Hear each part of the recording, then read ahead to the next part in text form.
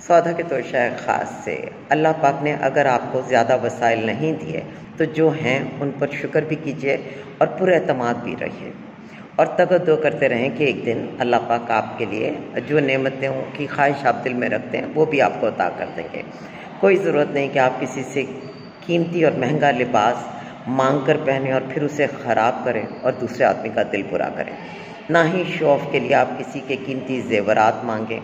और बाद में उन्हें ख़राब करके तोड़ के या कई दफ़ा आपसे गुम हो जाएं तो ख़ुद भी परेशानी उठाएं और भी इज़्ज़ा पहुँच जाए।